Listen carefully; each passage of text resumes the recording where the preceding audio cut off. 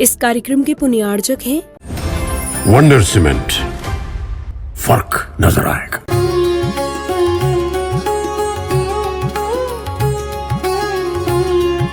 मुनिश्री से अपन प्रार्थना कर रहे हैं कि मुनिश्री हम सबको दिव्य उपदेश दे। और पूजा कोई नहीं करेगा, सब बैठो।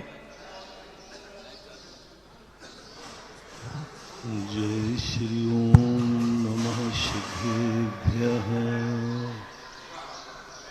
जय श्री ओम नमः सिद्धेभ्यः। जय श्री ओम नमः सिद्धेभ्यः। सर्वमंगलमांगल्यं सर्वकल्याणकारकं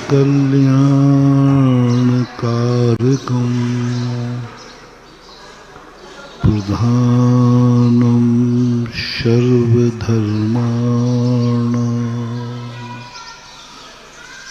जैनं जयतु शासनम्। पंच परमेष्टि भगवान की, आचार्य श्री गुरुवर कुंद कुंद महाराज की, आचार्य श्री गुरुवर विद्यासागर महाराज की, परम पूज्य निध्यापक श्रमण शिरोमणि जगत पूज्य मुनि पुंगव श्री सुधा सागर जी महाराज की जय हो।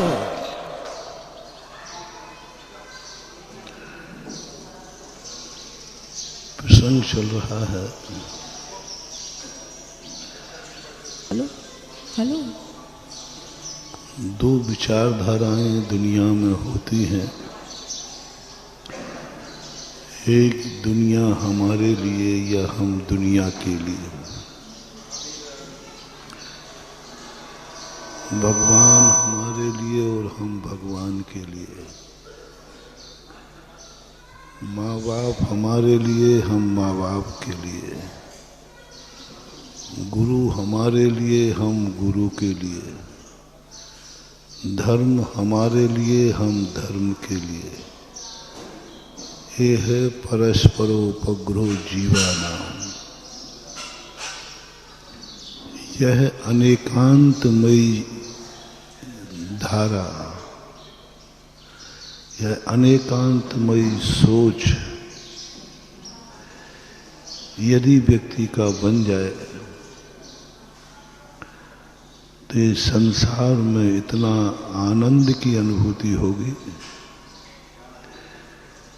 कि संसार में व्यक्ति रहने वाला इतना सुखी हो जाएगा। यदि हमें व्यवहार ही चलाना है, व्यवहार ही चलाना है, दुनिया में हमें रहना है, तो जितना दूसरा वस्तु हमारे लिए है उतने ही हम दूसरे के लिए हैं। एक अंश भी बराबर नहीं, एक अंश भी कम बड़ नहीं। जो वस्तु हमारी जिंदगी में जितने काम आती है, हम भी उसकी जिंदगी में उतने ही काम आएंगे। कम बेसी मत करना। व्यवहार बराबर का होता है। व्यवहार बराबर का होता है। दुनिया से व्यवहार बनाओ, दुनिया का शोषण मत करो। सब चीज से व्यवहार बनाओ। पेड़ से तुम्हें जितना मिलता है, पेड़ को भी तुम उतना दो। खेत से तुम्हें जितना मिलता है, उसको खेत से दो। हवाओं से जितना मिलता है, उतना हवाओं को दो। जितने % में आप हवा को गंदा करते हो, उतनी ही हवा को आपको स्वच्छ करना है। हम गंदी तो बहुत ज्यादा हवाओं को कर रहे हैं, पर्यावरण बिगाड़ रहे हैं, लेकिन क्या हम उतना पर्यावरण शुद्ध कर रहे हैं? क्यों बिगड़ रहा है प्रकृति का बैलेंस? क्यों पर्यावरण दूषित हो रहा है? क्योंकि हम हवाएं जितना हमें शुद्ध रख रही हैं, हवाएं जितना हमें जीवित रख रही हैं, हम हवाओं को उतना जीवित नहीं रख पा रहे हैं। हम जितनी हवाओं को गंदा करते हैं उतनी हवाओं को हम स्वच्छ नहीं कर पा रहे हैं। गंदे करने का क्रम तो निरंतर चल रहा है, कभी श्वास के माध्यम से, कभी व्यापार के माध्यम से, किसी न किसी रूप में 24 घंटे हम वायु को दूषित कर रहे हैं। और हमें मालूम यह भी है कि तुम दूषित किए बिना जिंदा नहीं रह सकते।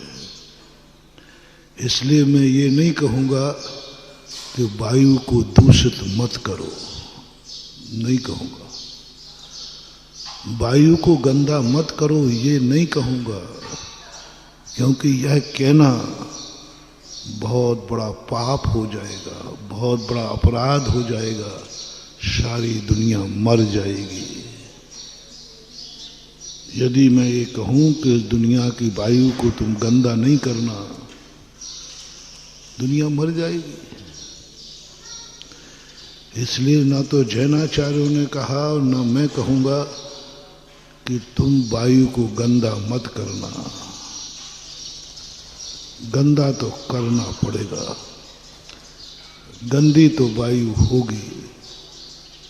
बस धर्म ये नहीं कहता है कि तुम वायु को स्वच्छ करने के लिए मर जाओ, लेकिन वायु को गंदा मत करना, ऐसा कहीं किसी आगम में नहीं लिखा। बस धर्म ये कहता है जितने % में हमने वायु को गंदा किया है उतना आप वायु को स्वच्छ करना है, स्वच्छ करना है। बस सारी दुनिया तुम पर फिदा हो जाएगी, प्रकृति तुम्हारे लिए ऐसा आनंद दे देगी। बस जितना गंदा किया है उतना स्वच्छ करना है। बस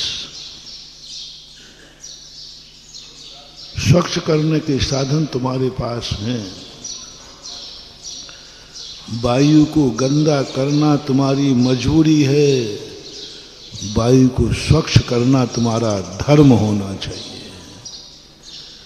रिपीट कर रहा हूं, वायु को गंदा करना तुम्हारी मजबूरी है, करना ही पड़ेगा, लेकिन वायु को स्वच्छ करना तुम्हारा धर्म है। करना चाहो तो करोगे, नहीं करना चाहो तो नहीं करोगे। अब यदि हमें धर्मात्मा बनना है तो नियम लेना पड़ेगा।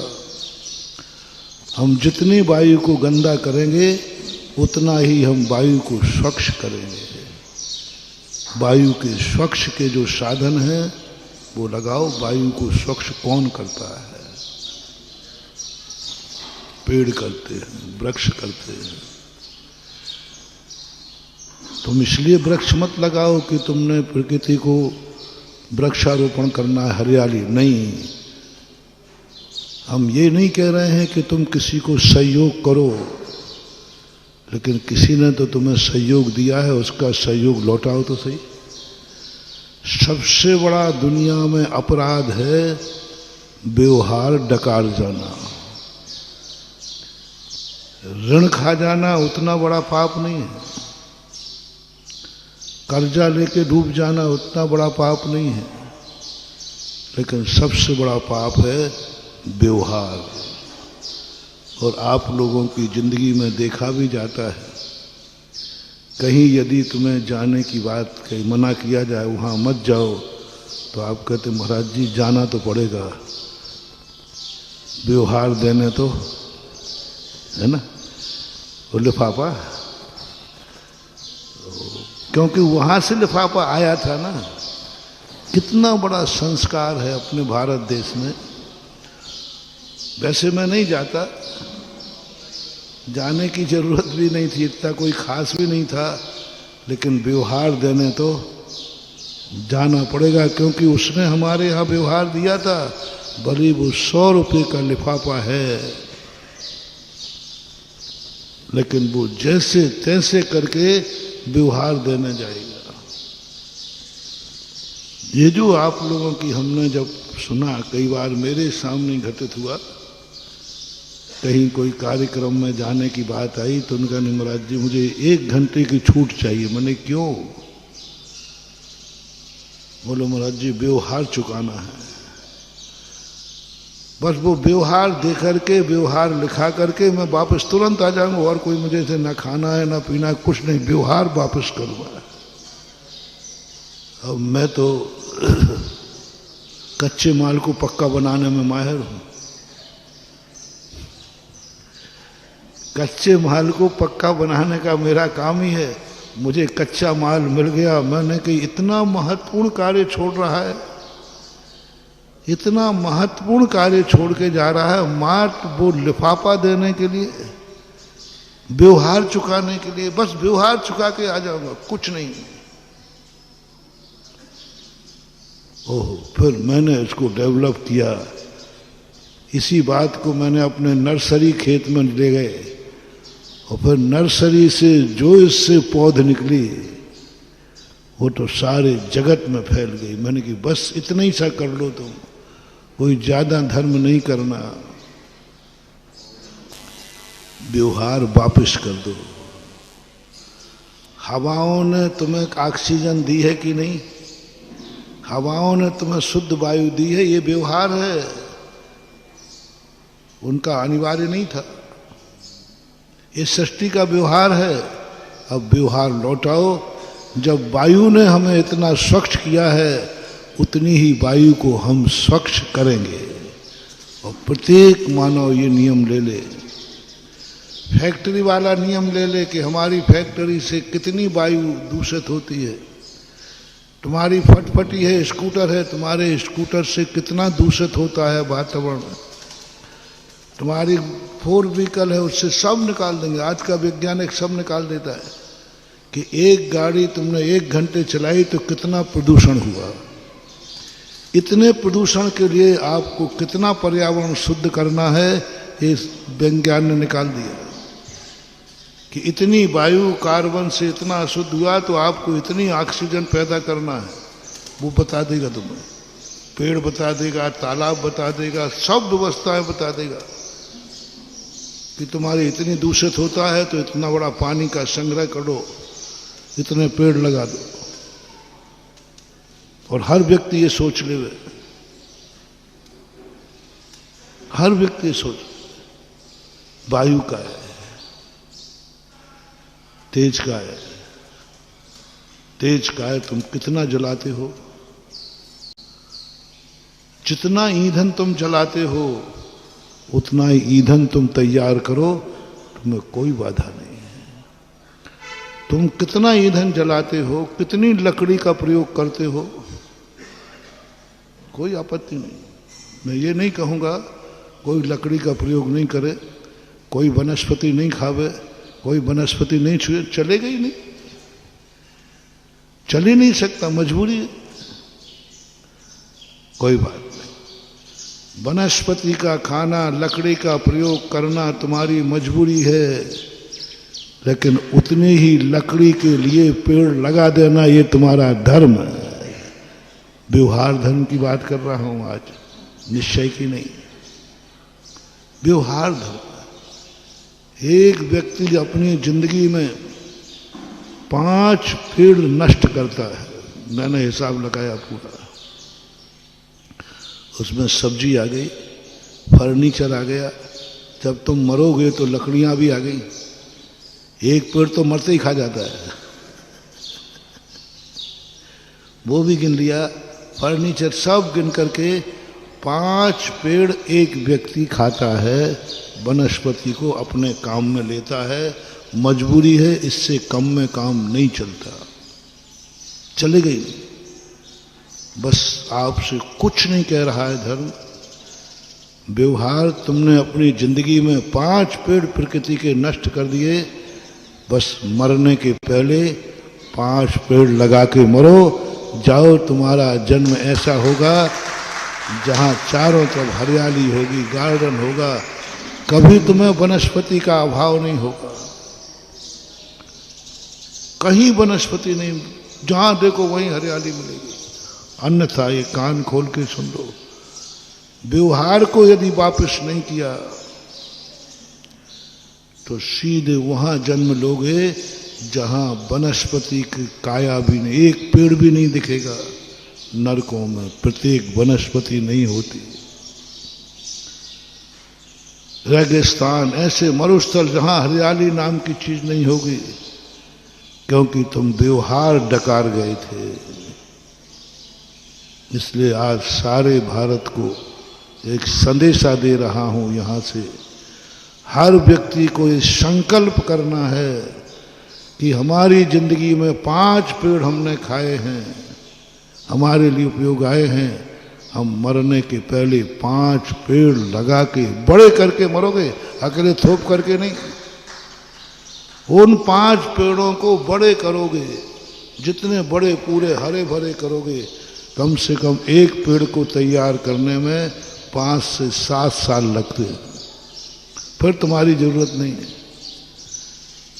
जितना व्यवहार तुमने चलाया, जिंदगी में सदा तुम्हें वनस्पति मिलती रहेगी। जल तुम्हारे जीवन का आवश्यक है, जल तुम्हारे लिए है, कोई बात नहीं। जितना तुम जल को गंदा करते हो, उतना ही जल तुम्हें स्वच्छ करना है, उतना ही जल स्वच्छ करना है। गंदा करना तुम्हारी मजबूरी है, स्वच्छ करना तुम्हारा धर्म है। स्वच्छ करना तुम्हारा धर्म है। एक नदी को तुम मिलकर गंदा करते हो, तो एक नदी को सब मिलकर के स्वच्छ करो, नहर बनाओ, उसमें से निरंतर पानी बहता रहे, ये उपाय करो। एक गंदे का नाला बना लो, जहां जहां गंदे नाले बने वहां वहां एक स्वच्छ नहर बनना चाहिए। जाओ, तुम्हारी जिंदगी में कभी पानी की कमी नहीं आएगी, पर्यावरण दूषित नहीं होगा। गंदी नाली बह रही है और गंदी और स्वच्छ नहर बह रही है, वो बहुत स्वच्छ, कभी वातावरण अशुद्ध होगा ही नहीं। पानी सबसे ज्यादा, वनस्पति से ज्यादा पानी पर्यावरण को शुद्ध करता है। जहां जहां नाली है वहां वहां स्वच्छ जल की नहर जरूर होना चाहिए। ये व्यवहार है। हम नाल पानी को गंदा करते हैं तो पानी को स्वच्छ करते हैं। इसी प्रकार पृथ्वी है, तुम पृथ्वी को गंदा करते हो,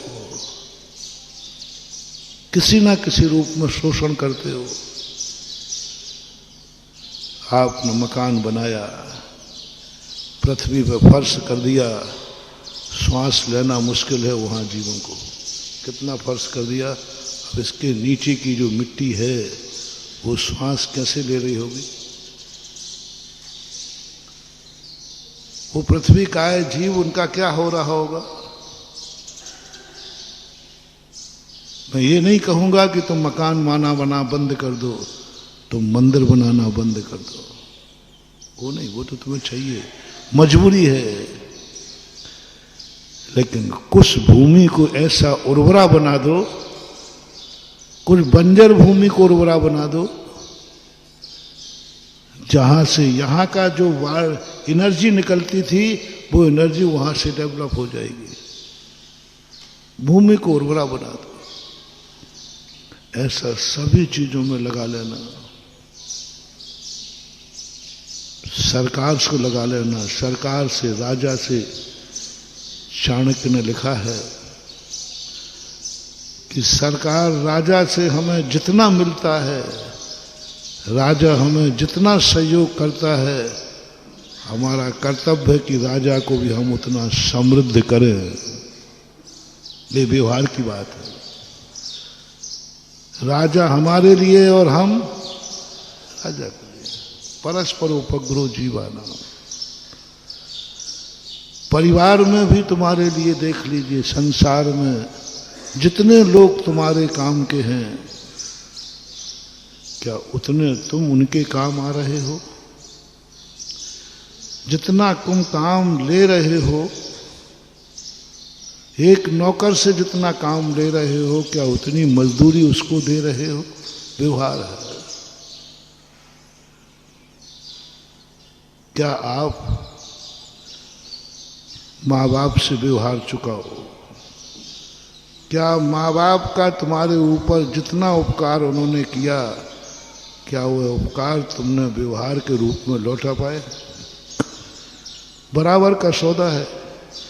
माँ बाप ने तुम्हारे साथ क्या किया उसकी नोटिंग करो, जन्म से लेकर के जब तक तुम्हारे लिए होश आया, आज से ही ले लो। आज के पहले तक माँ बाप ने क्या क्या तुम्हारे साथ किया, यदि माँ बाप नहीं होते या नहीं करते तो तुम्हारे क्या हाल होते। शुरू करो जन्म से कहानी, क्या क्या किया।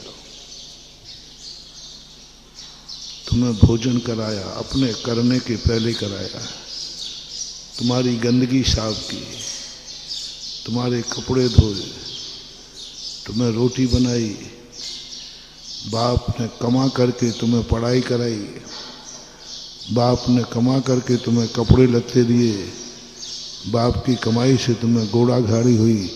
कितने साल तक तुमने बाप की कमाई खाई है, कितने साल तक तुमने माँ के हाथ की रोटी खाई है, कितने साल तक तुम्हारे कपड़े माँ ने धोए हैं, कितने साल तक तुम्हारे लिए माँ बाप के आश्रित रहना पड़ेगा। कितने वर्ष मान लो? 25 वर्ष शादी के पहले। 25 साल का। मैं कोई उपकार नहीं करा रहा हूँ, व्यवहार, ये व्यवहार था तुम्हारा 25 साल का, और व्यवहार तुम्हारे ऊपर है। अब आपको ये लिफाफा वापस करना है, ये लिफाफा वापस करना है, और 25 साल तक गिन गिन करके एक एक सेवा माँ बाप की करना है। जाओ, तुम कभी अनाथ नहीं होगे।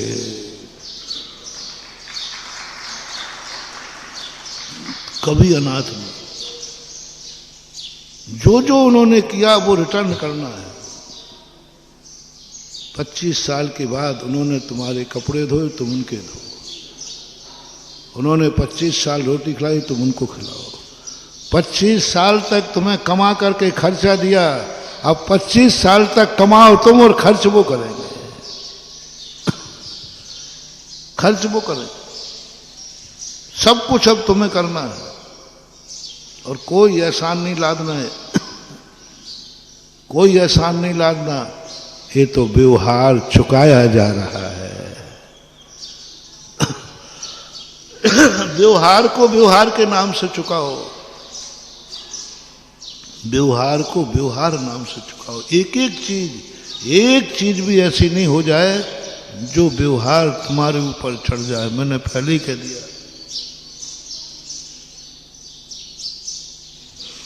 व्यवहार चढ़ा के मत मरना, व्यवहार चुका के मरना। और माँ बाप का व्यवहार नहीं चुकाया बेटा तो अनाथ होगे, अनाथ। सम्मूषणों में जन्म होगा, माँ बाप मिलेंगे ही नहीं। क्यों? तुम व्यवहार खा के मरे हो। ऋण से भी ज्यादा खतरनाक कह रहा हूं मैं, व्यवहार खा के मरे हो। और कितने लोग व्यवहार खा के मर रहे हैं। हर व्यक्ति का ये ले लो, हर व्यक्ति का, रिश्तेदार का ले लो, परिवार में भाई बंधु का ले लो,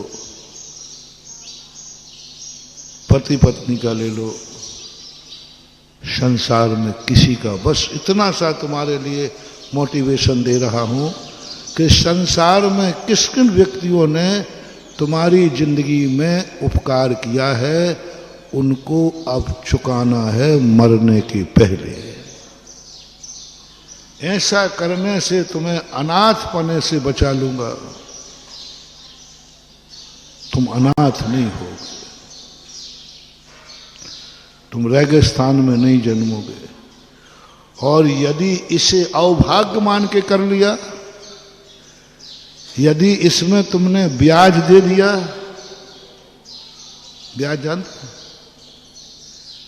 यदि व्यवहार उसने 100 रुपया दिया है, कितने साल पहले 100 रुपया का व्यवहार दिया था? 100 रुपया का लिफाफा आए हुए कितने साल हो गए? 10 साल हो गए माती, हो सकता है।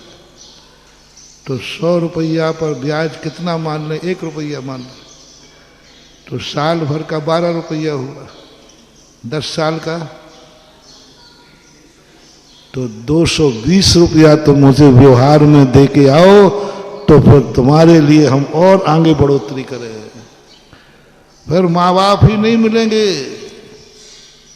तुम्हारे माँ बाप तुम्हारे धनाढ्य होंगे, राजा मिलेगा, सेठ मिलेगा, धनवान मिलेगा, क्योंकि तुमने व्यवहार ब्याज सहित चुकाया है। 10 साल पहले 100 रुपया, आज तो उसका ब्याज बन गया। माँ बाप ने 25 साल सेवा की है, तो तुम 40 कर दो ब्याज सहित। तुमने 5 पेड़ खाए हैं ब्याज सहित। हमने अपनी जिंदगी में 5 पेड़ नष्ट किए हैं, 7 लगा के मरूंगा, ब्याज हो गया ना। नष्ट 5 किए, लगाए कितने? 7, ब्याज सहित होगा।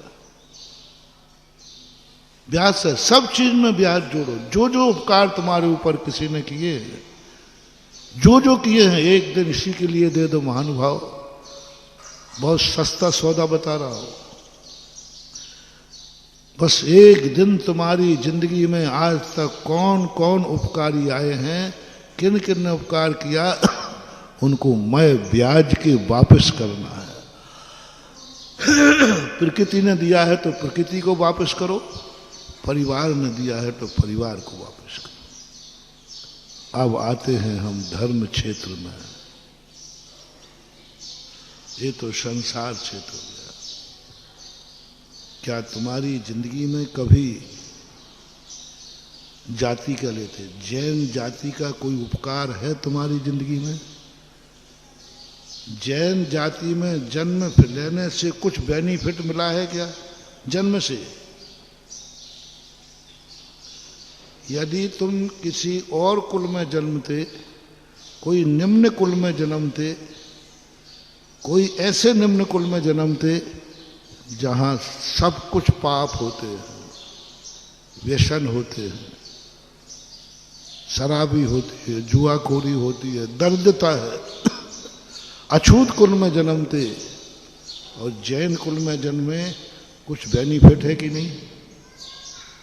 कोई इज्जत है कि नहीं? कोई थोड़ा सा आता है ना।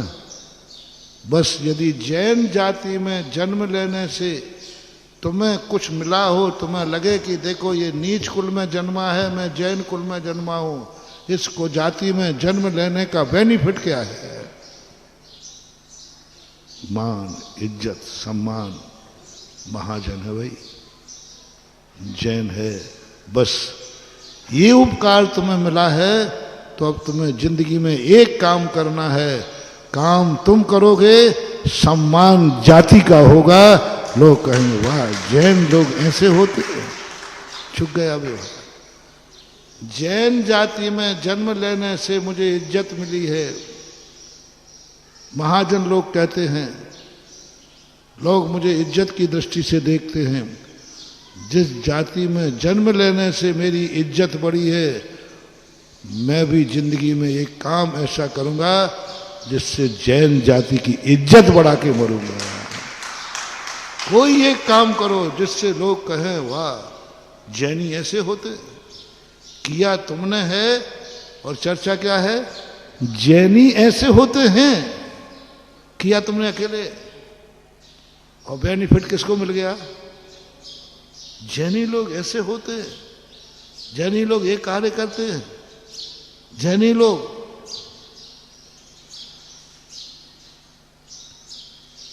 कल की खबर है, लोगों में धारणा है कि जैनी तो कहीं किसी से, उनको ना गरीबों से मतलब है, ना किसी से कोई मतलब है, उनको अपने मंदिर से और भगवानों से मतलब है। लेकिन कल जो पोषण के लिए लोगों ने दान बोला, सारा भारत कहने लगा जैनी लोग भी ऐसे करते हैं। पूरे अशोक नगर ने वो कलेक्टर की बात नहीं सुनी जो काल मात्र 10 मिनट में जैनियों ने सुन ली। जैनी का सम्मान बढ़ गया। दिया 10 लोगों ने होगा, लेकिन नाम जैनी लोगों ने ऐसा किया। जैनी लोगों ने ऐसा किया। ओह, बस ये चीज हमें देखना है कि जिस जाति में हमने जन्म लिया है, जिसने मुझे सम्मान दिया, मैं उसको भी सम्मानित कराऊंगा कोई अच्छा कार्य करके। आज तुम भोजन करते हो शाकाहार, लोग तुम्हें अच्छी दृष्टि से देखते हैं। आज तुम कभी होटल में जाना और वहां कहना कि मुझे जैन भोजन चाहिए, मैं ये नहीं खाता हूं, ये नहीं खाता हूं। ओह, जैनी ऐसे होते हैं। हम रात में नहीं खाते हैं। अच्छा, जैनी रात में नहीं खाते हैं। अब खाया तुमने नहीं और नाम किसका हो गया? पूरी जैन जाति का हो गया। यह है हमारा व्यवहार, चुका दिया हमने। यदि आपको जिस कुल में जन्म लिया है उस कुल से तुम्हें कोई इज्जत मिली है, यदि इस कुल में जन्म नहीं होता, ये मेरे माँ बाप नहीं होते, तो मुझे इस दुनिया में कोई पूछने वाला नहीं था। जन्म तो कहीं भी हो जाता है। जन्म तो पशुओं के यहां भी होता है, वहां भी माँ बाप होते हैं। जन्म तो पापियों के यहां भी जन्म माँ बाप से होता है। तुम्हें जिस माँ बाप और जिस परिवार से जन्म हुआ, उससे तुम्हें बेनिफिट क्या मिला? कुल से।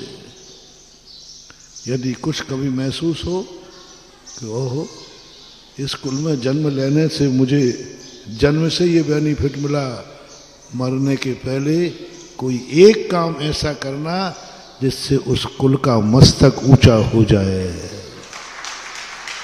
काम तुम करना, मस्तक कुल का ऊंचा हो जाए। जाओ तुम एक दिन तीर्थंकर के कुल में जन्म लोगे। कैसे मिलती हैं ये सब उच्च पर्यायें? कैसे मिलती हैं ये नीच कुल?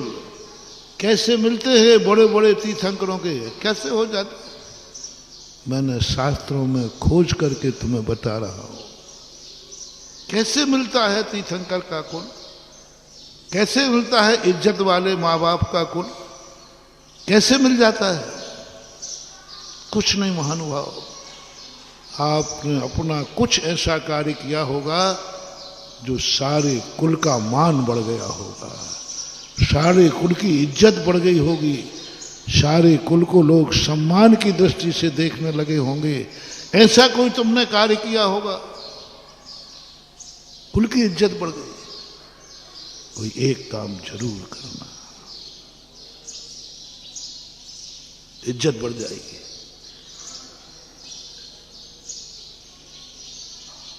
बहुत सबसे बड़ा काम, मरने के पहले तुम कोई बड़ा दान देके मरना, मरने के पहले कोई तपस्या करके मरना। हम लोग जो मुनि बने हैं, लोग कहते महाराज जी आप लोगों ने तो सब कुछ बड़े होकर के सब कुछ कर लिया, वो तो बाबा जी बन गए। हाँ, हमारे ऊपर भी आप कह सकते, कोई आपको, मेरे पास तो खुला खाता है। सुबह हम बोल सकते हैं, सुबह शाम को तुम कुछ भी प्रश्न कर सकते, तुम छूट है। सुबह हम तुम्हें निपटाते, शाम को तुम निपटा दिया करो। सुबह हम तुम्हें झाड़ रहे ना, शाम को तुम मुझे कहना महाराज जी आप चिंता मत करना बेटा, मैं हर विरोधी प्रश्न की तैयारी करके बैठता हूं। योद्धा वही है अपने शस्त्र पर विश्वास न करे, दुश्मन के शस्त्र की तैयारी करके रखे, तब बात बने। कितने विरोधी तत्व आ सकते हैं। जब मैं प्रवचन दे रहा हूं तो मैं सोच रहा हूं, कई लोग सोचते बाबा जी आप मैंने सोच के रखा है। देख लीजिए, हम लोगों ने दीक्षा ले ली, मुनि बन गए। बोलो, उस कुल की इज्जत कितनी बड़ी है कि नहीं? क्या बात करो। उन माँ बाप को, उस कुल को कौन पूछता था? आज लोग कहते हैं कि ये मुनि महाराज का कुल है, ये मुनिराज के मम्मी पापा हैं। इज्जत देखो कितनी बढ़ गई। उस कुल की इज्जत बढ़ाई है या घटाई है? उस कुल की इज्जत बढ़ी। जिस कुल से जाकर के मैंने दीक्षा ली, उस कुल की इज्जत बढ़ी, उन माँ बाप की इज्जत बढ़ी। यहां तक कि बोल दो ना, रिश्तेदारों की भी। अच्छा, एक मुनि जिस कुल में से बन जाता है, कितनों की इज्जत बढ़ जाती है?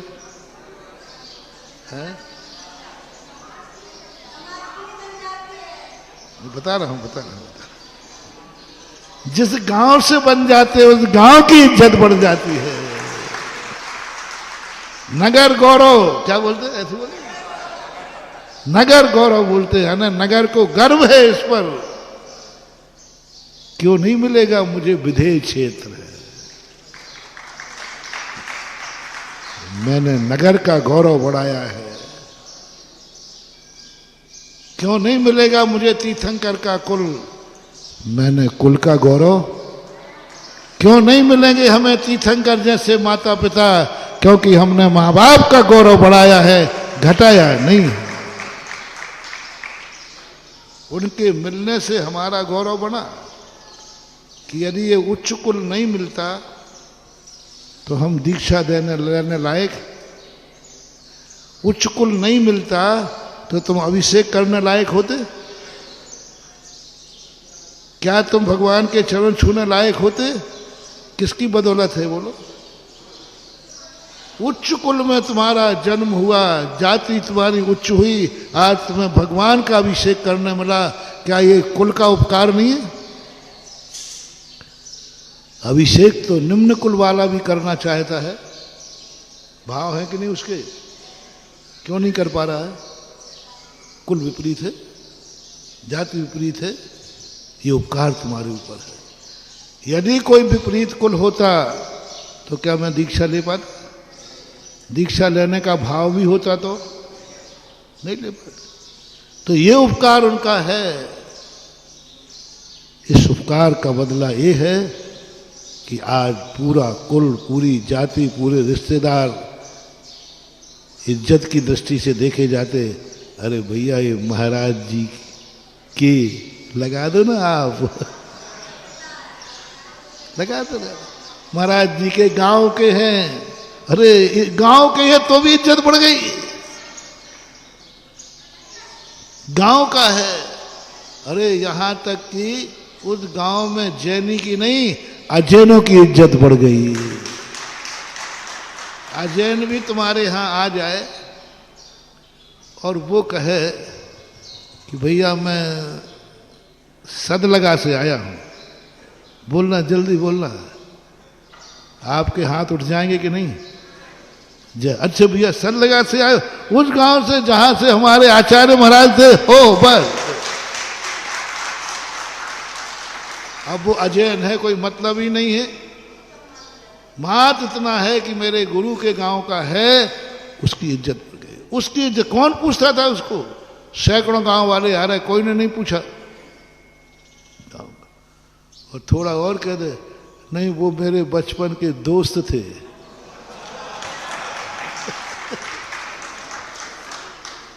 हम दोनों एक साथ क्लास में। अरे फिर तो आप उसको घर ले जाकर रखिए, घर चल तू जीवने के लिए। हाँ, तो तुम्हारे लिए फिर वहां जाकर के तुम और इज्जत बढ़ जाएगी। अच्छा, आपके महाराज के साथ आप पढ़े हो? हाँ साहब पढ़ा। बोलो कितनी इज्जत उसकी बन गई। जितनी जितनी निकटता तुम बताते जाओगे, सामने वाले की इज्जत तुम्हारे कारण बढ़ेगी। और जिसने तुम्हारे ऊपर उपकार किया है और तुम्हारे कारण यदि उसकी इज्जत बढ़ गई, इसी का नाम है उच्च कुल में जन्म तुम्हें मिल जाएगा। माँ बाप को सम्मान दिलाया, उच्च माँ बाप मिलेंगे, उच्च कुल मिलेगा। क्षेत्र का बढ़ाया, उच्च क्षेत्र मिलेगा। जो संसार में सबसे ऊंचा क्षेत्र है वो मिलेगा तुम्हें, विधेय क्षेत्र। विधेय क्षेत्र सब चीज में लगा दे। बस मोटिवेशन, जिन जिन ने हमारी जिंदगी में कुछ किया है हम उनके लिए भी कुछ करेंगे। तरीका कोई भी हो सकता है। तरीका, धन ने तुम्हारे ऊपर उपकार किया है कि नहीं, ये बताओ। धन ने उपकार किया है कि नहीं? पैसा ना,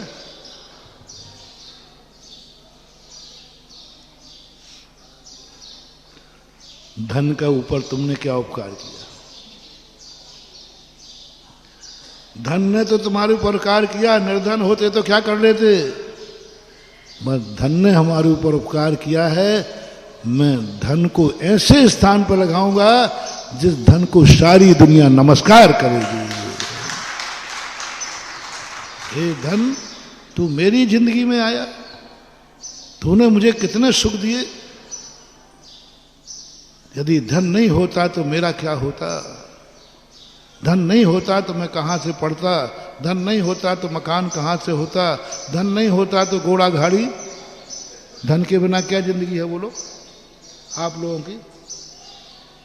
धन के बिना बेकार जिंदगी है। बस लिस्ट बना लो, धन का तुम्हारे जीवन में क्या उपयोगिता है। ये होमवर्क में एक निबंध दे रहा हूं, निबंध प्रतियोगिता। धन का तुम्हारे जीवन में क्या उपयोग है बोलो? हमारा उपयोग है, उपयोग है। धन के बिना तो कुछ है नहीं। बस बस और कुछ नहीं है महानुभाव। मैं तुम लोगों का कोई दुश्मन नहीं हूं। मेरा एक ही भाव है, क्योंकि मैं जानता हूं इस धन ने तुम्हारे जीवन में कितना उपकार किया है। बस मैं उस पीछे पड़ जाता हूं भक्त के, जिस धन ने मेरे भक्त का उपकार किया है। इस धन को मैं पुजवा के रहूंगा और पूजा कराऊंगा। उस धन से तुमने मकान बनाया है, रहने का मकान। बस अब कुछ नहीं करना। हे धन, तूने मेरे ऊपर इतना उपकार किया है, मैं तेरे से ऐसी पूजा बना, ऐसा कार्य करूंगा जिसे सारी दुनिया तुझे नमस्कार करेगी। मंदिर बना दिया धन से। धन ने मकान बनवाया। मन भगवान के लिए नहीं बनवा रहा हूं मैं, भगवान के लिए नहीं, मंदिर बनाऊंगा। क्योंकि इस मंदिर को देख करके मुनिराज भी नमोस्तु करते हैं। 9 देवताओं में मंदिर आता है कि नहीं? जिन धर्म जिन आगम जिन चैत्य जिन चैत्यालय। मैं बनाऊंगा क्योंकि धन ने मेरा मकान बनवा दिया। धन ने मेरी हवेली बनवा दी। धन ने मेरा मकान बन गया धन का। अब धन से मकान बना है, मेरे उपयोग में आ रहा है। धन को मैंने संसार के लिए लिया। हे धन, चिंता मत कर, मैं जिस गुरु का चेला हूं, मैं तुझे सम्मान दिलाऊंगा और मकान बनने के बाद जो कमाई होगी उससे मैं जिनेन्द्र देव का मंदिर बनाऊंगा। मंदिर बनाने का अधिकार तुम्हें है, मुझे नहीं। क्योंकि मैं इसलिए नहीं है क्योंकि मैंने मकान ही नहीं बनवाया, अपना व्यवहार ही नहीं, खत्म। आज सवाल किसका है? व्यवहार का। अपना व्यवहार ही नहीं, अपना क्या लेना है? अपन ने व्यवहार किसी से लगाए नहीं। किसी का व्यवहार लेना नहीं, किसी को व्यवहार देना नहीं। और जितना लेता हूं उससे कई गुना चुका देता हूं। मुट्ठी भर लेता हूं, दरिया भर चुकाता हूं।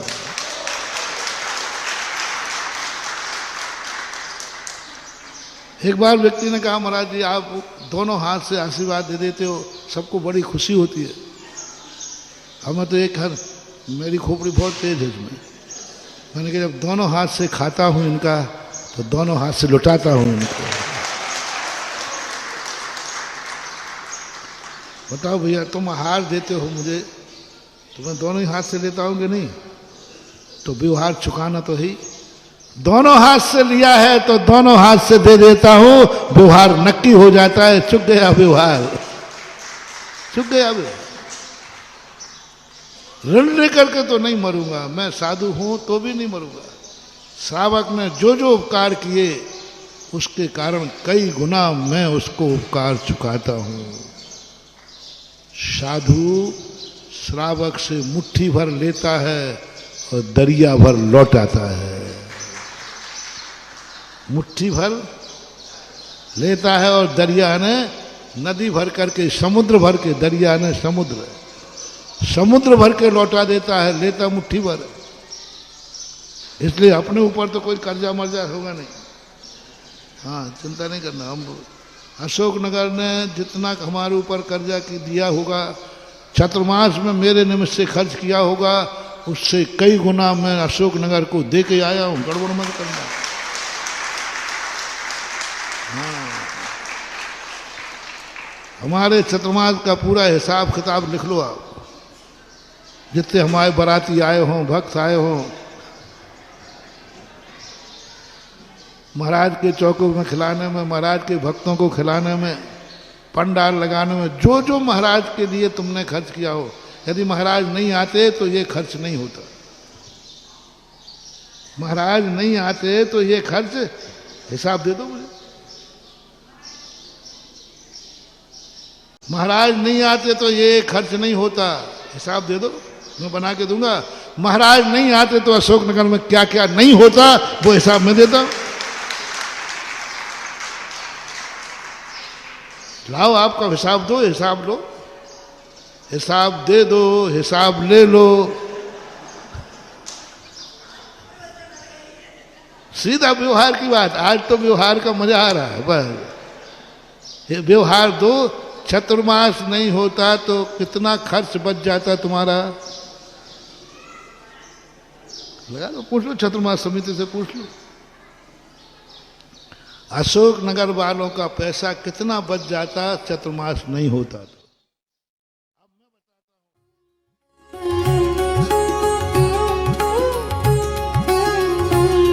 प्रधानम सर्वधर्माणाम जैनम जयतु शासनम। पंच परमेष्टि भगवान की आचार्य श्री गुरुवर कुंद महाराज की जय हो। आचार्य श्री गुरुवर विद्यासागर महाराज की जय। बोलो परम पूज्य तीर्थ चक्रवर्ती राष्ट्र संत निर्यापक श्रमण मुनि पुंगव सुधासागर ऋषि राज की जय।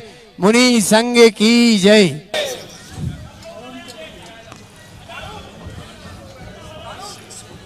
संसार में जब देखते हैं सुखी और दुखी दोनों व्यक्ति नजर आते हैं। रास्ते पर हम चलते हैं तो अच्छे और बुरे रास्ते दोनों आते हैं। कभी अच्छे रास्ते आते हैं, स्पीड बढ़ जाती है। कभी बुरे रास्ते आते हैं, स्पीड कम हो जाती है। ऐसे ये जिंदगी है। कभी अच्छे दिन आते हैं, व्यक्ति दौड़ लगा देता है। बुरे दिन आते हैं तो घर से बाहर निकलने की हिम्मत नहीं होती। ये प्रकृति में ऐसा क्यों भेदभाव है? या प्रभु की माया है तो प्रभु ऐसा भेदभाव क्यों करता है? किसी को अमीर, किसी को गरीब बना देता है। किसी को मालिक, किसी को नौकर बना देता है। किसी को सेठ, किसी को दास बना देता है। किसी को राजा, किसी को प्रजा बना देता है। कुदरत से है तो भी यही प्रश्न है। अनादिकाल से ये प्रश्न उठता आया। और भगवान के हाथ में यदि सारी दुनिया है तो भी एक पक्षपात क्यों? भगवान के हाथ में है तो एक विभीषण, एक रावण क्यों? ये सारा परिवर्तन का बहुत बड़ा रहस्य है। जनरल लोग इसको समझ नहीं पाते। प्रकृति बैलेंस मिलाती है कि जब व्यक्ति कोई अपराध करता है, गलती करता है, तो उसे एहसास कैसे कराए, तो उसे दंड देना पड़ता है। कोई भी माँ, कोई भी भगवान अपने बेटे को दंड देना नहीं चाहता, लेकिन बेटा इतना उद्दंड हो जाता है कि उसे दंड देना पड़ता है। माँ तो कभी कल्पना ही नहीं करती कि मैं किसी को दंडित करूं। भगवान का तो करने का सवाल ही नहीं उठता। लेकिन आप लोगों ने भी देखा होगा, आपने अपने बेटे को कभी डांटना नहीं चाहते, लेकिन बेटा कभी उद्दंड होता है तो डांटना पड़ता है, थप्पड़ भी मारना पड़ता है। स्कूल में भी मास्टर बच्चों को पढ़ने के लिए बुलाते हैं, पीटने के लिए नहीं, लेकिन पीटना पड़ता है। स्कूल में बच्चों को मास्टर पढ़ाता है, पास होने के लिए पढ़ाता है, फेल होने के लिए नहीं। फिर भी कई बच्चों को फेल करना पड़ता है। ये सारी व्यवस्थाएं जो विपरीत देखने में आती है। मास्टर नहीं चाहता कोई फेल हो, फिर भी फेल करता है। वो नहीं चाहता मैं किसी को मारूं, लेकिन मारना पड़ता है। माँ बाप नहीं चाहते बेटे को, लेकिन फिर भी उसको डांटना पड़ता है। इसी प्रकार भगवान और प्रकृति माँ नहीं चाहती है कि हम तुम्हें दुख दें, हम तुम्हें गरीब बनाएं, हम तुम्हें परेशान करें, लेकिन हमारी उद्दंडता वो माँ है। जो माँ प्यार में अपने उद्दंड बेटे को यदि नहीं डांटती है, नहीं थप्पड़ लगाती है, तो एक दिन माँ को निपुती होना पड़ता है। माँ तो एक गलती, छोटी सी गलती के कारण, माँ यदि प्यार ही प्यार बेटे से करेगी तो बेटा खत्म हो जाएगा। इसलिए माँ से कहा गया, तू मार बेटे से इतना लाड़ मत करना कि बेटा गलत भी करे तब भी तू लाड़ करे। नहीं, उस समय जिस माँ को बेटे को डांटने का अभ्यास नहीं है, वो बेटे को खो देगी। एक बेटा था, उसने चोरी के इल्जाम में कोई केस कर दिया, मर्डर आदि। उसको फांसी मिली। फांसी मिलने के बाद उससे पूछा गया, तुम्हारी इच्छा क्या है? तो कहा, मेरी इच्छा है मेरी माँ को बुला दिया जाए और मैं माँ के लिए एक गाली देना चाहता हूँ, बद्दुआ देना चाहता हूँ, उसको देखते ही थूक देना चाहता हूँ और कहना चाहता हूँ कि बिना माँ के रख देना, कभी मेरी माँ जैसी किसी को माँ मत देना। ऑफिसर जो जजेस थे वो एकदम भयभीत हो गए। भाई तू क्या कर रहा है? तेरी माँ तो रो रही है, पिता रो रहे हैं, सब पूरा परिवार रो रहा है, तुझे फांसी लग रही है। उन्होंने तो इतने दिन तक केस लड़ रहे हैं, पैसा खर्च कर रहे हैं। उन्होंने कहा, साहब आपको मालूम नहीं है, आप पहले उनको बुलाइए। बुलाया गया और उसने कहा, आज मुझे फांसी तक पहुंचाने वाली यह मेरी माँ है। माँ कहता, बेटा मैं माँ फांसी पे पहुंचाऊंगी? मैं तो, तेरी फांसी लग रही है तो मुझे फांसी लग रही है। बोले, सुनिए साहब, सबको हवाला दिया, इसी की बदौलत आज मैं फांसी पे चल रहा हूँ, क्योंकि ये मुझे बहुत चाहती है, क्योंकि ये मुझे बहुत चाहती थी, इतना चाहती थी, इतना चाहती थी कभी मेरे को डांटे ही नहीं। पहले दिन मैं स्कूल में से एक पेंसिल चोरी करके लाया, और मैं भी इतना ईमानदार था, और माँ मुझे बहुत चाहती थी। मैं माँ को हर चीज़ शेयर करता था। वो पेंसिल मैंने माँ को दिखाई, माँ ये मैं पेंसिल लाया हूँ। माँ मुस्कुरा दी, क्योंकि माँ मुझे डांट तो सकती नहीं, क्योंकि बहुत चाहती थी। प्राणों से ज़्यादा प्यार मेरे से किया माँ ने, इसलिए मैं फांसी पे चढ़ रहा हूँ। उस दिन वो मुस्कुरा दी। मैंने समझा कि मैंने अच्छा काम किया है, तभी तो माँ मुस्कुरा दी।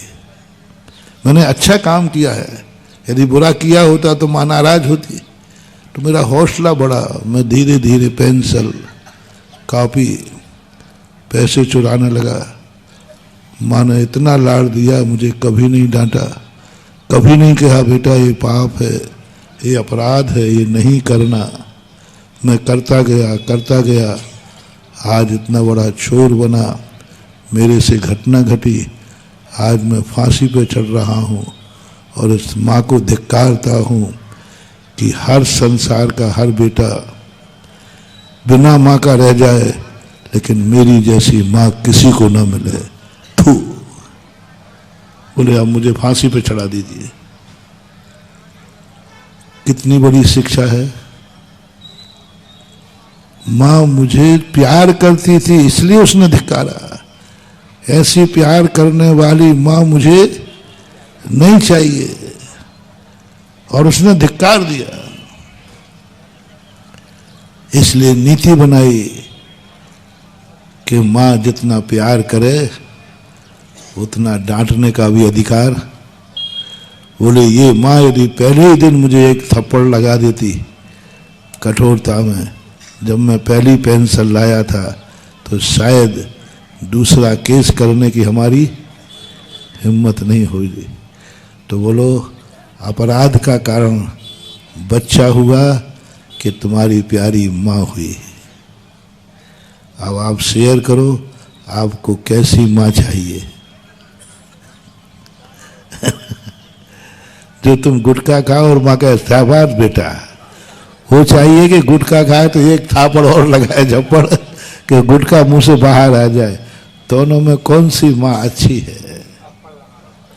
हाँ, बस यही बात है। अपन को विचार, यही नीति है। अपन लोग अज्ञानी हैं, बालक हैं। हमें डांटने वाली माँ, पीटने वाला मास्टर, और हमें सजा देने वाला न्यायाधीश, और भगवान भी हमें यदि गरीब दुखी बनाता है तो ये हमें बुरे लगते हैं। भगवान ने यदि तुम्हें दुखी बनाया तो तुम्हें अच्छा नहीं लगा ना, ये अच्छा नहीं किया, भगवान ने मुझे गरीब बना दिया। होता है ना, भाव आता है। ऐसे ही न्यायाधीश जब सजा देता है तो अपन को अच्छा नहीं लगता, मास्टर मारता है तो अच्छा। बस यही बात मोटिवेशन।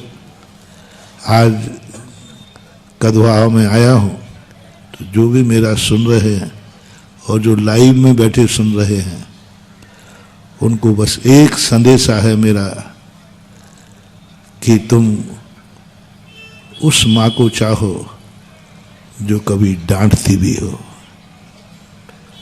ऐसा गुरु चाहो जो कभी कान भी पकड़ता हो, और ऐसा भगवान चाहो जो कभी मुझे दुखी करता हो, सुखी नहीं। मैं थोड़ी भाषा उल्टी बोल रहा हूँ। अपन क्या चाहते, हमें वो भगवान चाहिए जो मुझे नहीं, अपन बिगड़ जाएंगे। अपन बहुत गंदे हैं, अपने संस्कार बिगड़ जाएंगे। हमें वो भगवान चाहिए जिसका डर हमारी आत्मा में। एक विदेशी भारत आया, और भारत घूम करके जब वो वापस लौटा तो उसने कहा कि मैं अभी तक भगवान को नहीं मानता था, लेकिन भारत जाने के बाद मैंने भगवान को मान लिया। बोले क्यों? भारत में कोई सिस्टम ही नहीं है, फिर भी भारत देश सबसे अच्छा चल रहा है। इसका अर्थ है भगवान भरोसे चल रहा है। कोई सिस्टम नहीं होते, सब सिस्टम अपने आप फिर भी भारत में सबसे ज्यादा शांति है, क्योंकि भारत का व्यक्ति किसी से नहीं डरता, किसी से नहीं डरता, किसी से नहीं डरता। भारत का व्यक्ति डरता है तो एक परम पिता भगवान आत्म भगवान से डरता है। ये उसने स्टेटमेंट दिया। उसको किसी का डर नहीं है, मौत का भी डर नहीं है। भारतीय व्यक्ति मरने से ज्यादा नहीं डरते। अपना सैनिक एक और अंग्रेजों के 18 सैनिक बराबर होते हैं। भारतीय व्यक्ति ना मरने से डरता है, ना किसी दुख से नहीं डरता, बस डरता है तो एक परमात्मा को डरता है, उसके सामने मेरी नजर न झुक जाए। बस कहीं परमात्मा मेरे सामने हो और मैं इतना अपराधी हो जाऊं कि मैं उसे नजर भर के देख भी न सकूं। क्योंकि अपराधी व्यक्ति बड़ों के सामने नजर उठाएगा या झुकाएगा? बोलो, नजर झुकेगी। परमात्मा मेरे सामने खड़ा है, वो देखने के लिए था और मैं नजर नहीं उठा पा रहा हूं। बस महानुभाव, इतना अपराध मत करना कि कल के दिन परमात्मा तुम्हारे सामने हो और तुम नजर उठाने की हिम्मत भी नहीं कर पाओ। नजर भगवान के सामने, नजर भगवान सामने आए तो जी भर को देखना चाहिए या नजर झुकाना चाहिए? भगवान तो दर्शन के लिए, उनका दर्शन तो अवभाग्य। हे भगवान, ऐसा देखूं मैं कि मैं पलक झपकाना भी भूल जाऊं। लेकिन तुम्हारी दशा क्या हो गई? तुम तो आंख ही नहीं उठा पा रहे हो।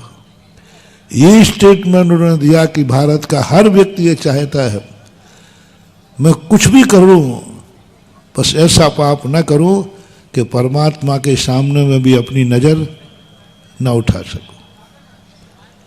ऐसा अपराध न करूं कि मैं गुरु के सामने अपनी नजर न उठा सकूं। ऐसा अपराध नहीं करना कि माँ बाप के सामने भी तुम नजर, माँ बाप सामने खड़े हो वो तुम शर्मिंदा हो रहे हो। ऐसी गलती मत करना जिससे अपनों के सामने ही हम नजर उठाने लायक न रहें। इसका एक ही तरीका है, हमें वो भगवान चाहिए जो दुख देता हो, हमें वो गुरु चाहिए जो कभी कभी आशीर्वाद के स्थान पर, आप बोल दो ना तो अच्छा रहेगा, है ना, आशीर्वाद के स्थान पर कभी कभी थप्पड़ भी मारता हो। वो माँ चाहिए जो हमारी गलती पर थप्पड़ मारने का अधिकार रखे। यदि उस समय वो कहता है थप्पड़ मार देती तो आज मैं इंसान बन जाता छोड़ के स्थान पर। ये तो हमने तुम्हें एक उदाहरण दिया जिससे समझ सको कुदरत भी एक माँ है। जब भी हमें कोई दुख देती है, गरीब बनाती है, समझ लेना मैंने कोई उद्दंडता की है। उस प्रकृति को कोसना नहीं, बोले बहुत अच्छा किया, ये दंड ही मुझे सही रास्ते पर लगा देगा। परमात्मा को नहीं कोसना। यदि तुम्हें लगे कि ऐसा क्यों हुआ, तो परमात्मा भगवान है, वो दुख नहीं दे सकता। यदि परमात्मा दुख नहीं देगा, एक दिन हम फांसी पे चढ़ेंगे। परमात्मा का डर खत्म हो जाएगा, हम रावण जैसे मरेंगे। परमात्मा का डर खत्म हो जाए, हमारी दशा कंस जैसी होगी। ऐसी दशा होगी कि एक दिन जो भगवान दर्शन के लिए आता है वही मेरे प्राण लेने आ जाएगा। कम से कम इतना अच्छा बनते जाओ कि भगवान आवे या ना आवे, कम से कम आवे तो प्राण लेवे तो ना आवे। रामचंद्र जी आए कि नहीं रावण के पास? अपन लोगों के पास तो नहीं आए। ये अच्छा है, और भगवान आएंगे लेकिन प्राण लेने आएंगे। दोनों में से तुम्हारा कौन सा मत है? एक और है,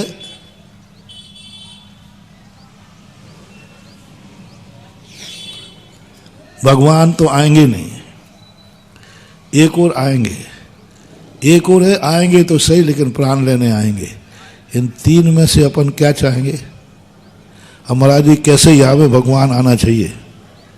नहीं, मेरा तो पक्ष नहीं। भगवान भले नहीं आवे, लेकिन कहीं ऐसा ना हो कि वो मेरे प्राण लेने आ जाए। रावण का क्या दुर्भाग्य, मारने आया भगवान।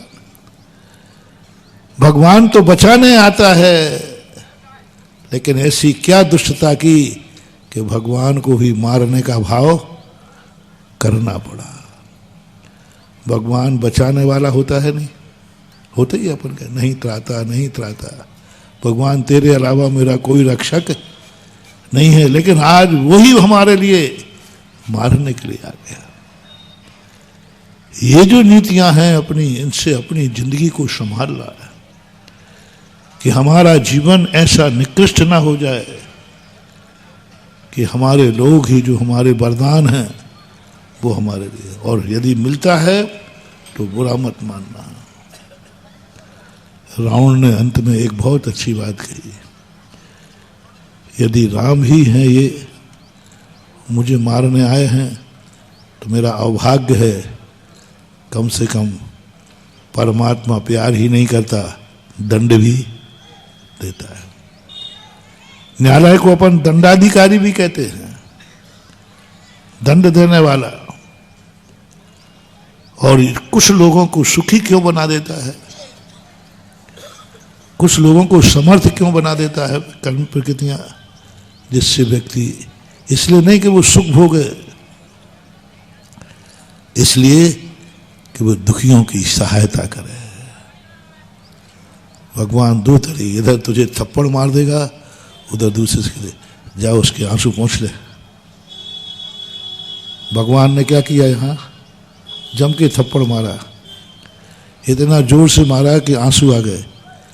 इधर भगवान दूसरी तरफ कहता है, मैंने थप्पड़ जोर से मार दिया है, तू पीछे से जा, उसके आंसू पोंछ ले, बहुत पुण्य लगेगा। कैसा है भगवान? सच्चा है भगवान। क्या बात है। कन्हैया जी कहते हैं, माँ तेरा नाटक मुझे समझ में नहीं आता है। एक और तो मुझे डांटती है, कान पकड़ती है और बाद में रोने बैठ जाती है। अरे कान मेरा पकड़ा है तुमने तो मैं रोऊंगा, लेकिन मैं तो रोता नहीं, तू रोने बैठ जाती है। बोले बेटा यही तो माँ का स्वरूप है, कान भी हट देती है और रोने भी।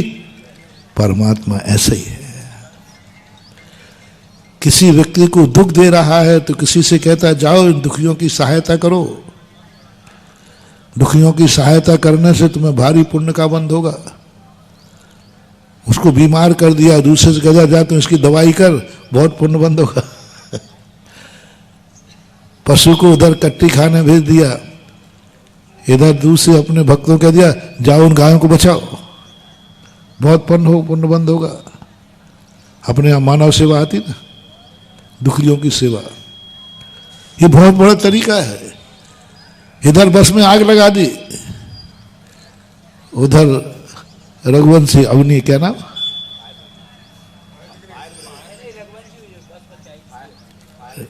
अरविंद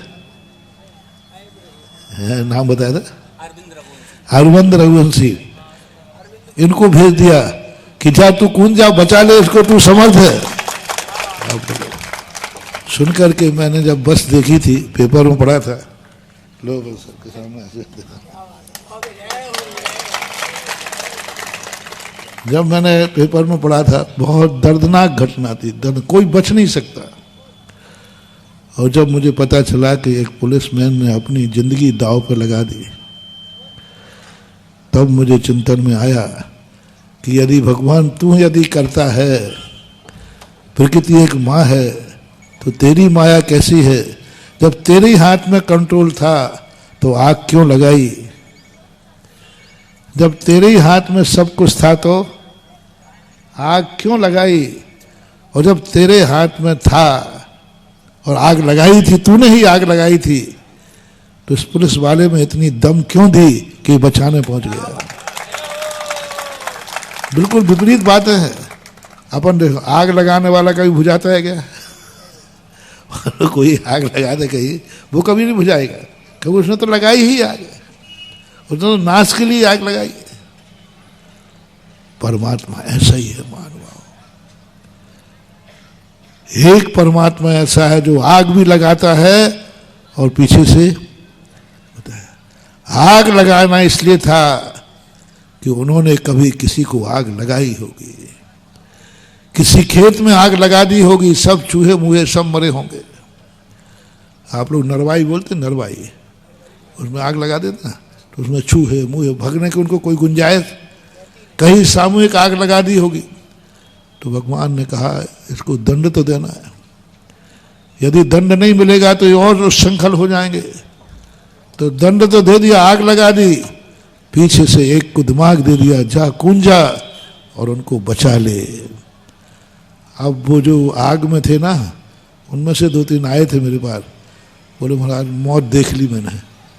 उनके और क्या करना? अरे महाराज आप तो जो बताओ वो करना है, मौत देख ली मैंने, मरना निश्चित था, कोई बचाने का सवाल नहीं था।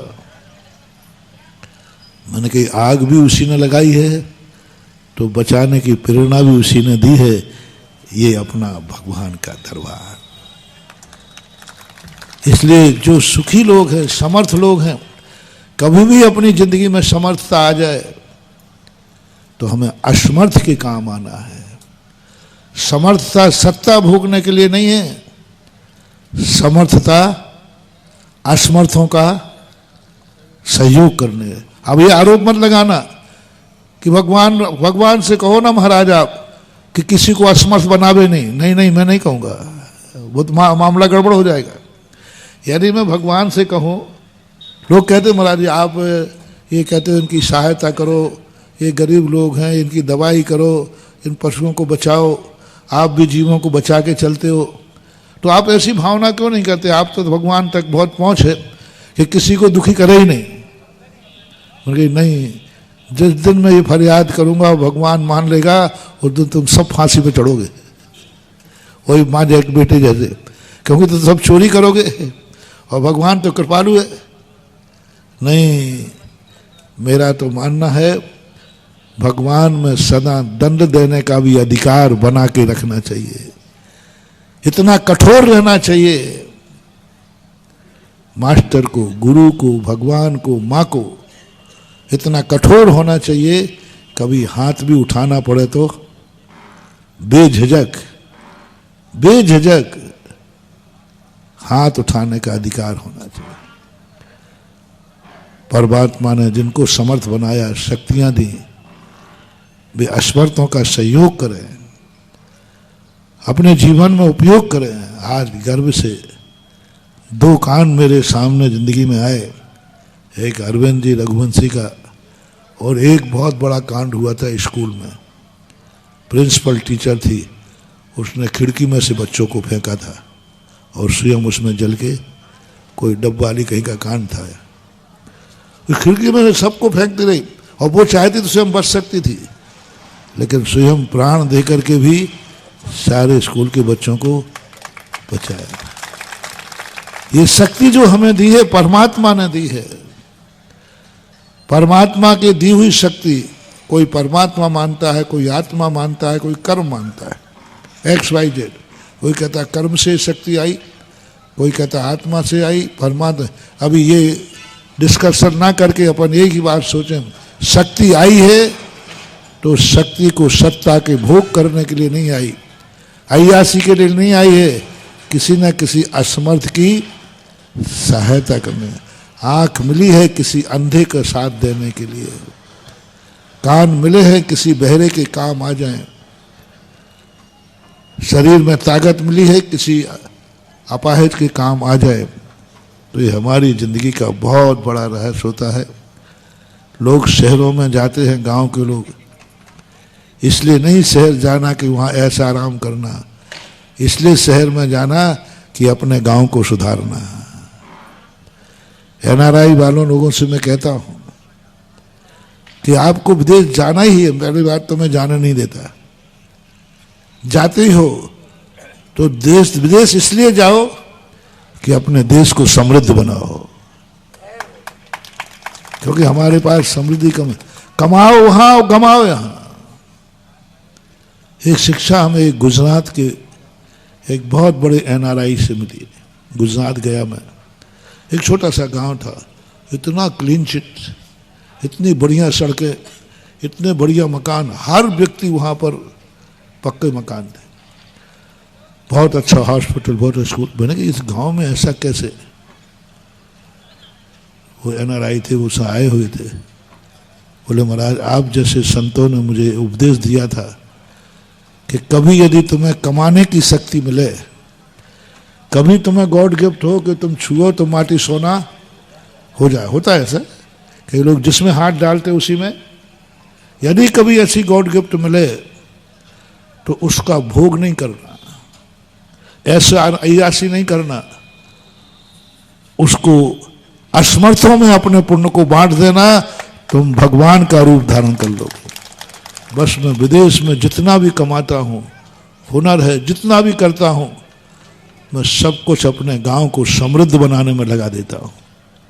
और जो कुछ भी है यहाँ मैंने, मेरा बहुत पुण्य है, विदेश में मेरा बहुत व्यापार है, करोड़ों रुपया कमाता हूँ, अरबों कमाता हूँ, लेकिन कमाता वहाँ हो और समृद्ध, एक भी बच्चे को उसने बिना पढ़े नहीं रहने दिया, सबको पढ़ाया,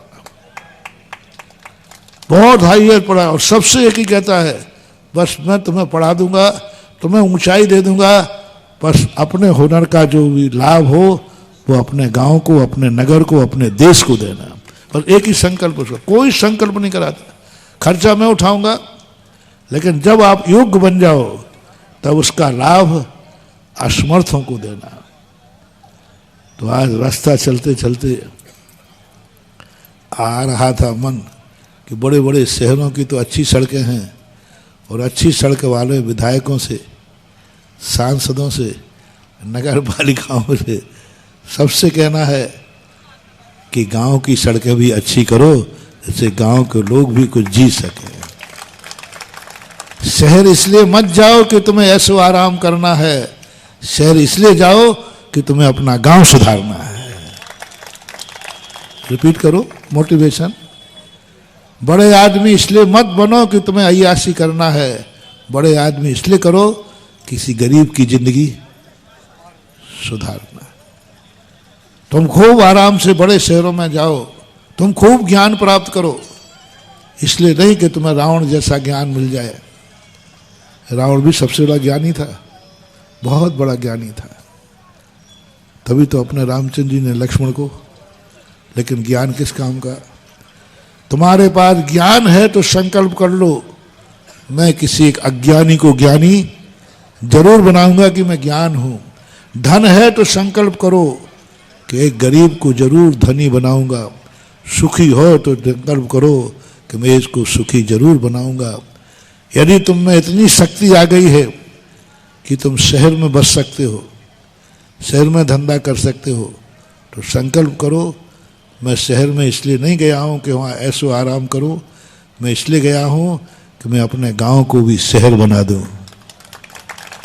यदि ये परस्पर उपग्रह जीवानाम जो महावीर का मूल सूत्र था, यदि अपने जीवन में आ गया तो बहुत बड़ी चीज़ हो जाएगी। हम साधु लोग भी इसलिए महाराज लोग, हम लोग महाराज हैं, चाहें तो आकाश में चल सकते हैं, कल परसों कहा था ना, चाहें तो देवता विमान लेके आ सकते हैं, लेकिन उन्होंने कहा नहीं, तुम जितने बड़े हो उतने ही छोटे बन के चलना।